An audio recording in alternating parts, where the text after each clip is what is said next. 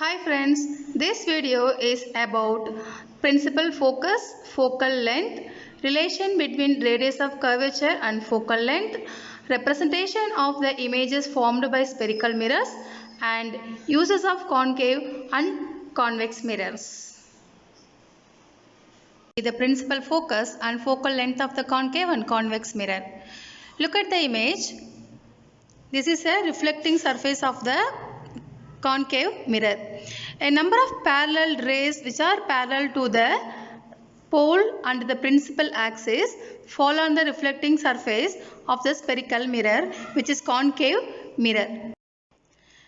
The incident rays are getting reflected from the reflecting surface of the mirror.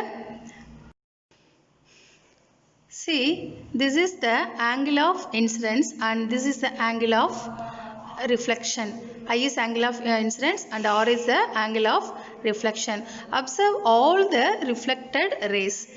All the reflected rays are meet or intersect on a point in a principal axis. The point where all the reflected rays are meeting together or intersect together is known as the principal focus. And the distance between the pole and the principal focus is called the focal length of the concave mirror. Look at this image.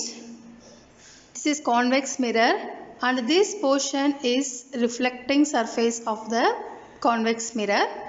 All the parallel rays are falling on the reflected surface which are parallel to the principal axis. These rays are appear to come from a point which lies in the principal axis. So this point which is appeared, all the rays comes from this.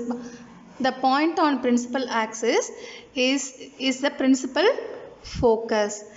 In this case, the distance between the pole and the principal focus, this PF is known as the focal length of convex mirror. Is there any relation between the radius of curvature and the focal length? Yeah, there is a relation. The relation between radius of curvature and the focal length is R is equal to 2F.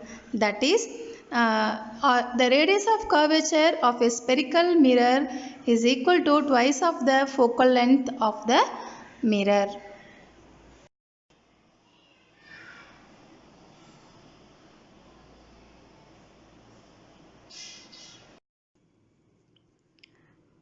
Now we are going to see the image formation by the spherical mirrors. If a ray parallel to the principal axis, this is a incident ray. If this ray is parallel to the principal axis, then the reflected ray will pass through the principal focus in case of concave lens. In case of convex lens, if a ray is parallel to the principal axis, this is a incident ray, this is parallel to the principal axis. This ray, in this case, the reflected rays appear to be diverged from the principal focus. See, this is the direction of principal focus. Here, this is appear to diverge from the principal focus. Case 2.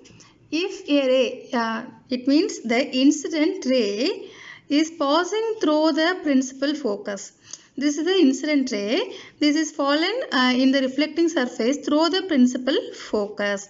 Then the emerged ray will be parallel to the principal axis. We know this is a principal axis. In the case of the incident ray passing through the principal focus, the reflected ray is emerged parallel to the principal axis. In case of convex lens, this is for the case of concave lens, this is in the case of convex lens. In the case of convex lens, see, this is a incident ray.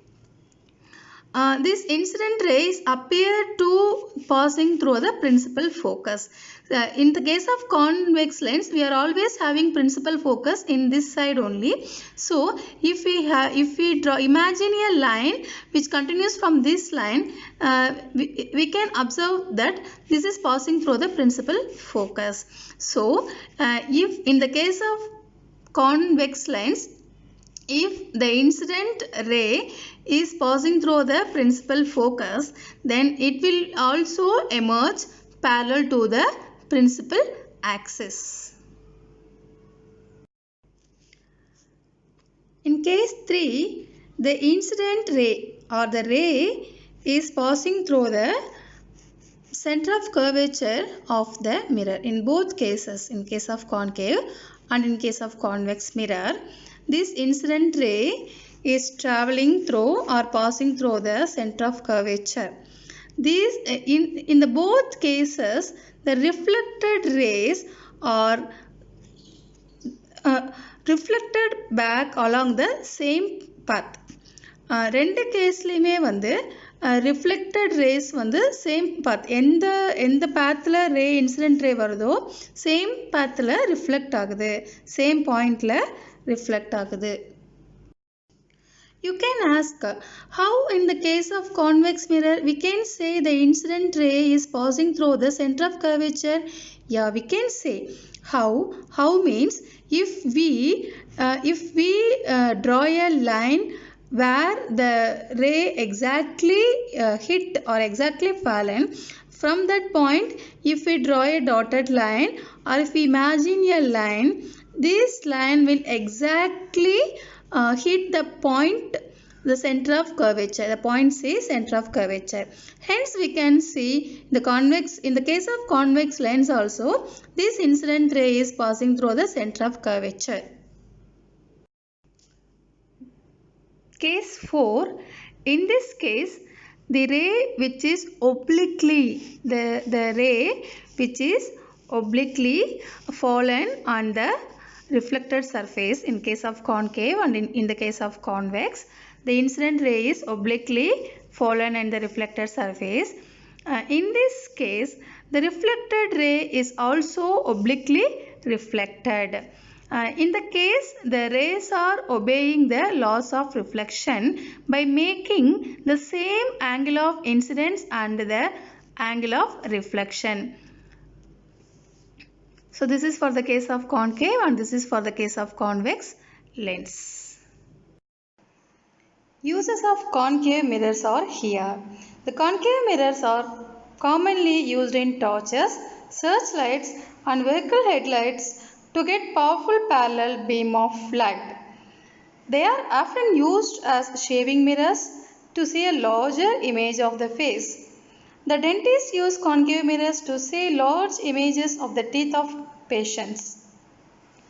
Large concave mirrors are used to concentrate sunlight to produce heat in solar furnaces. Uses of convex mirrors. The convex mirrors are commonly used as rear view mirrors in vehicles. These mirrors are fitted on the sides of the vehicle, enabling the driver to see traffic behind him or her to facilitate safe driving.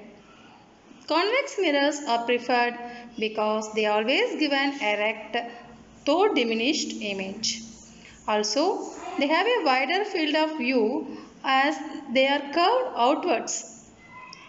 Thus, the convex mirrors enable the driver to view much larger area than would be possible with a plain mirror.